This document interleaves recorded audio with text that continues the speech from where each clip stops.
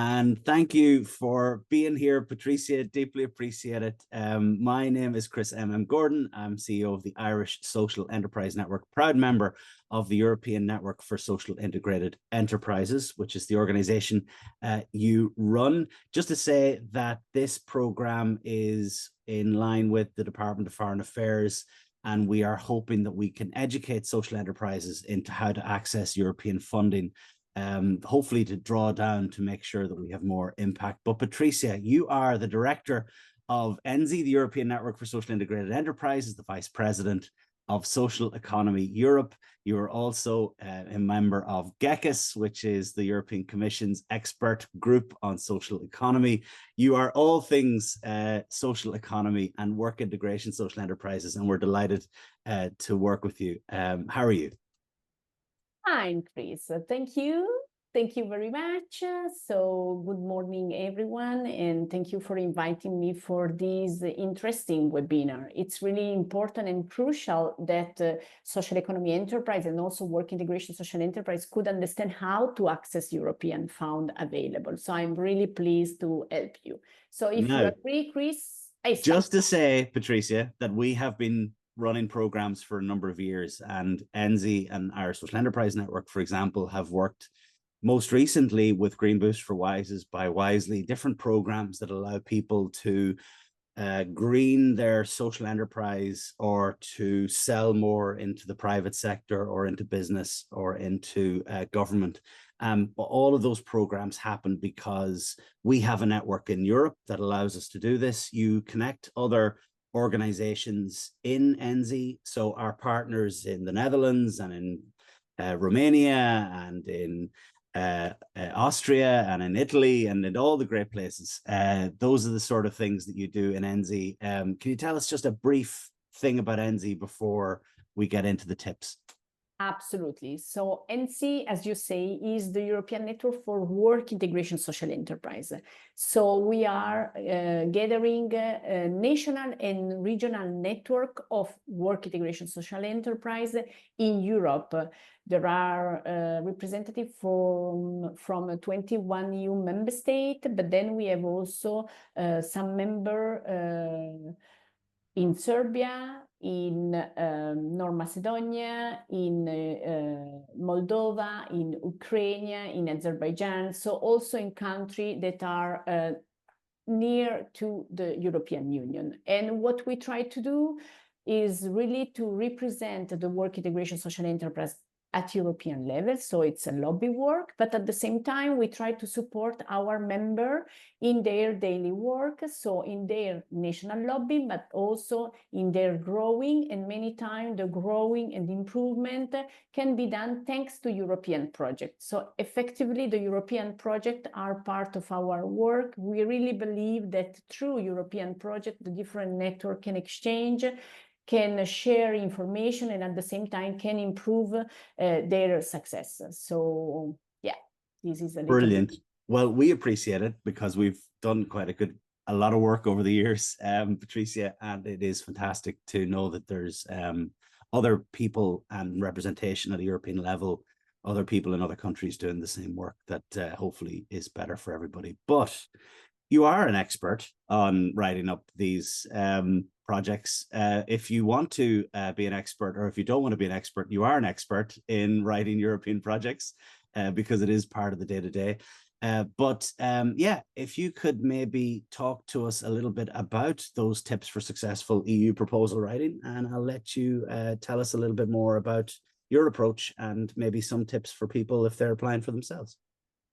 With pleasure. So I will start, if you agree, sharing a presentation in which, yes, I will talk about these tips. And then if you allow me, I will also present you some European projects, really some few words about each of them, but that can really be interesting for your Irish social economy enterprise, for your Irish work integration social enterprise. So I start. Let's see if technical is with us. Yes. So we first talk about these tips that can be useful for writing proposal.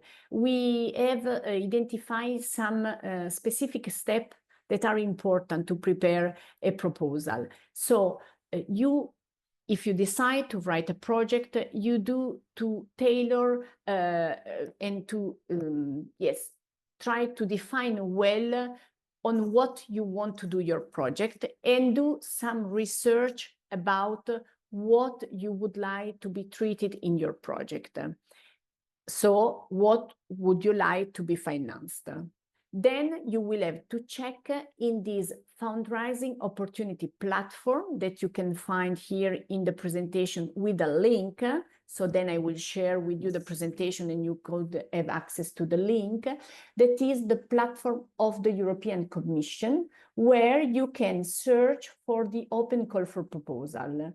Then when you have found your call for proposal, you will need to read it with attention.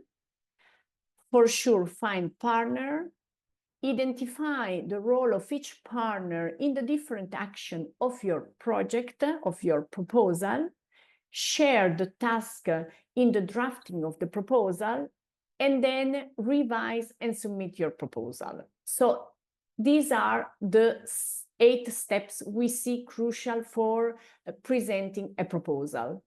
Easy, simple. Apparently, yes, I can say yes. What you need to have in mind clearly is the idea, the project idea. And then you will have to also have a little bit of chance, because this is also a chance, that at that moment in which you have the idea, there is an open call in the Commission platform that is really asking for your idea. Because you really, when you are creating a project, you really need to follow what the call for proposal is asking you. So answering to the request of the call for proposal, you can present what you want to have financed by the Commission. So I think it's easy, but at the same time, it should be at the right moment, we can say. So then, if you agree, I will just explain you some of the words I have just used. So when I talk about the proposal, I'm really talking about your application, so your project idea. When I'm talking about the participant portal, I'm talking about the Commission's electronic submission tool that later we can see better, that you should use to find the call and then to apply. And then another word that is important is the consortium. So when you write a European project, you should know that you need to have a consortium, so a team of organizations that are submitting the proposal. Then the proposal as one proposal is presented only by one of the project partner of the consortium, that is the project leader, but he is doing this on behalf of the consortium, so on behalf of the different organization. Here, as I was explaining you can see already you have a visual of what you can find when you go on this fundraising platform of the Commission with the different possibility. So you can see here that you can search for call for tender and also for call for proposal, that are in reality 2 different things.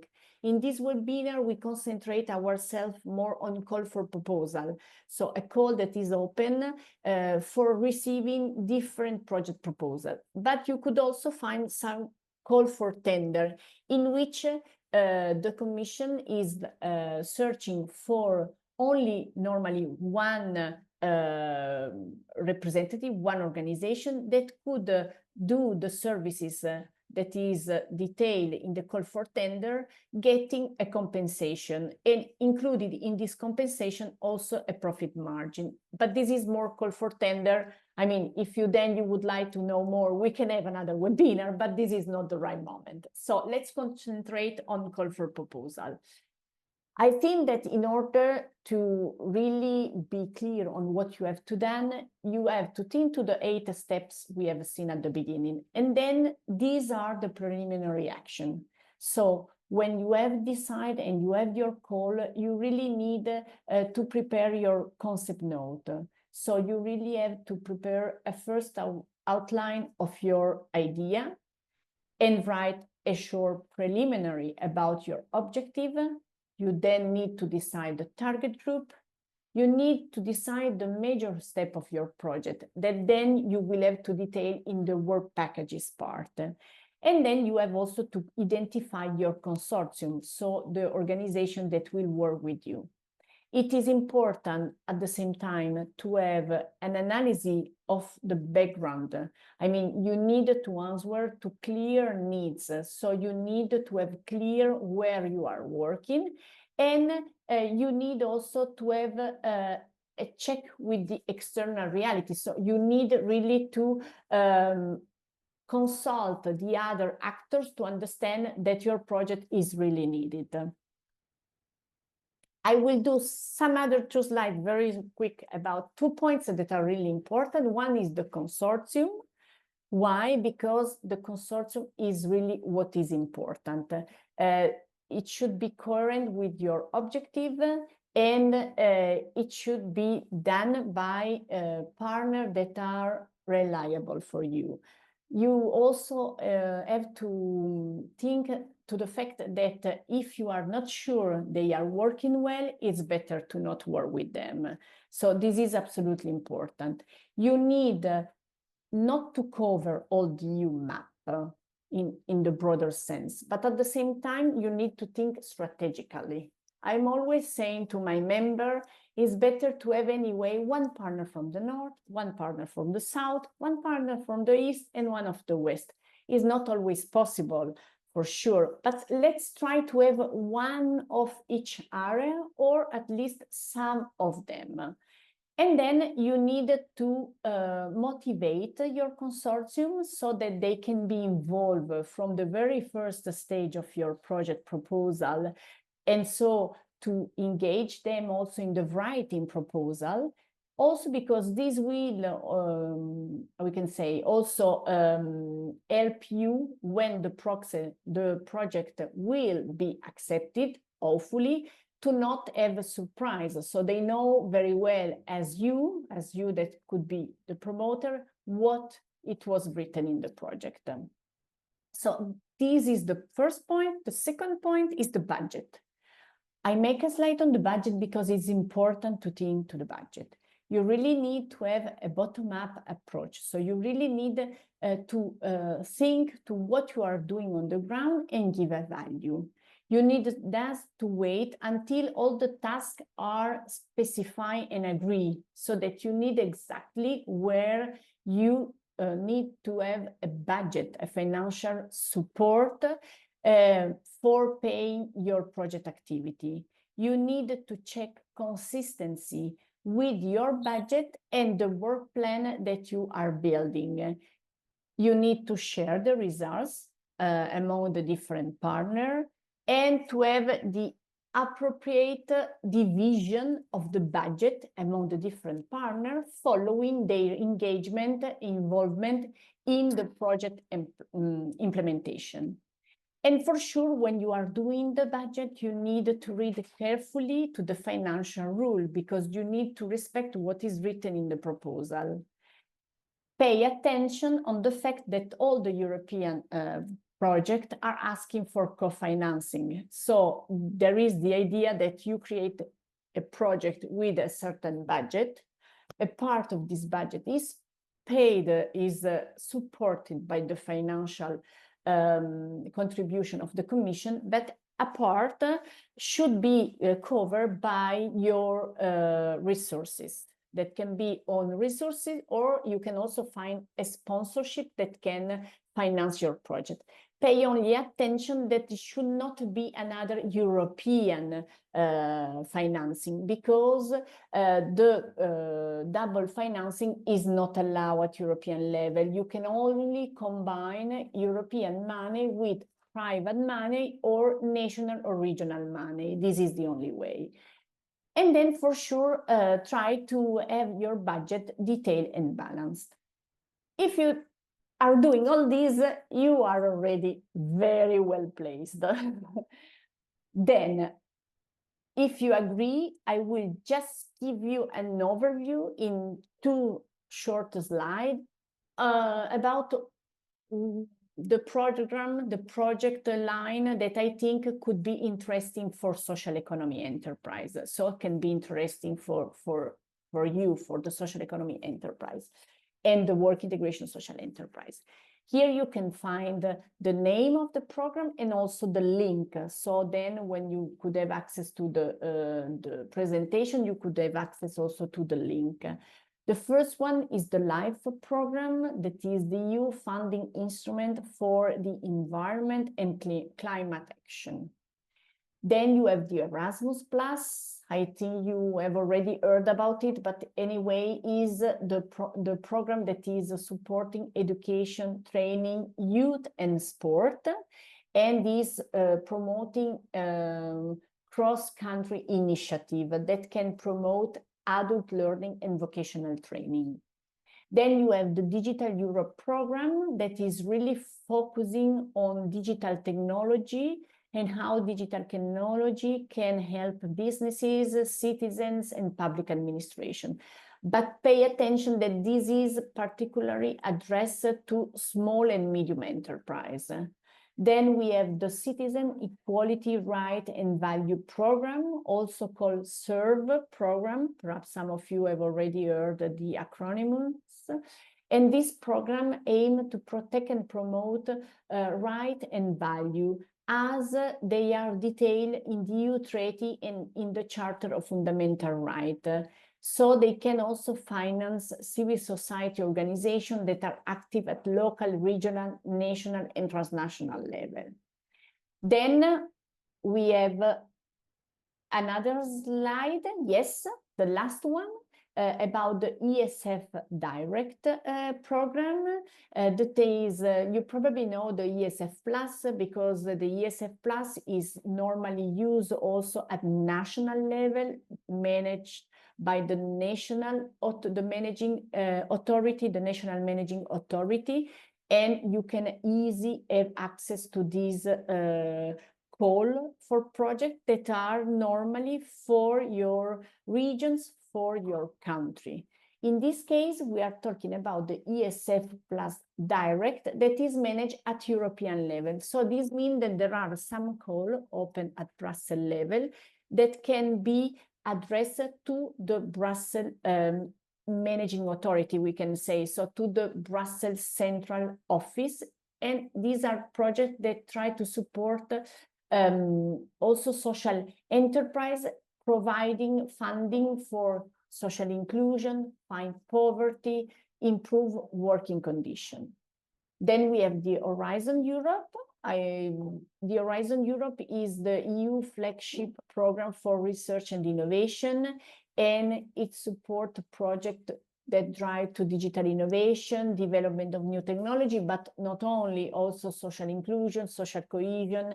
And the Horizon Europe is normally well developed within the academia sector. So in this case, what I always suggesting is try to be partner in some Horizon Europe project, because this is the way we can cooperate. The academia need concrete action, so need the ground for developing their research project financed by Horizon, so they need you. But as I was saying you, in this case, it's really better that the social economy enterprise stay as a partner of the project. Then we have the single market program, and into the bracket is the one financing the Green Boost for WISES project, the Buy Wisely one, you, Chris, you talked before.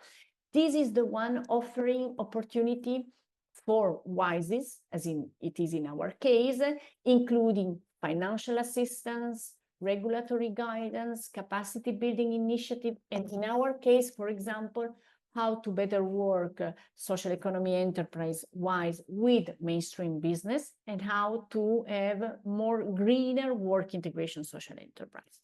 And then this is the last one of my list, that is a short list, and that can be interesting for you, but for sure, this is not the last one of the European Commission. You can find other program if you go in the portal I showed you before. That is the one Asylum, Migration and Integration Fund, also called AMIF. This can support WISE and social economy enterprise when they relate to migrants and refugees with the program that can be program for training the skill of the people, or program for job placement service, or for capacity building, or for simply promoting their social inclusion. So, Chris, I think I'm arriving to the end, and I'm absolutely pleased to, have explained you and share with you a little bit of my experience. I am delighted. Thank you so much. Do you know, there are so many parts to that. It's about identifying, the organizations that are out there. It's about trying to make sure that there's access to a fund and all that sort of stuff. The first and main thing is the bit that you covered at the beginning, which is what is your idea and what are you trying to accomplish and how are you going to do it, right? Because there's no point in searching for funding and then trying to match the funder without it being useful to the people that you're working with, right? And that's always a tension. The thing that you want funded is not what they're able to fund sometimes, and the thing that they're able to fund isn't what you're. Is that always tricky, and how do you get around that, Patricia? Or like, how do you square that circle? But as I was saying you before, sometimes it's just a question of timing. So sometimes it's really that you have the good idea at the good moment. So you are answering to the call to proposal that was published.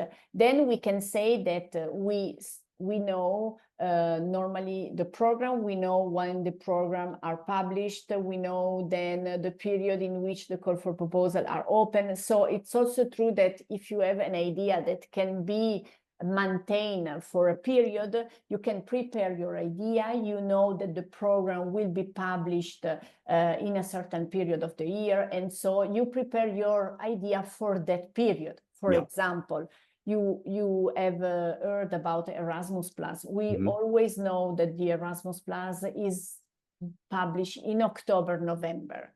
So if you have an idea on a skill or an idea on the career, the work on the career and so on, you can prepare your idea knowing that starting then from November, you will have 2 or 3 months to prepare the proposal. So this is also the planning that you can do. And it takes time, right? I mean, these things don't just happen.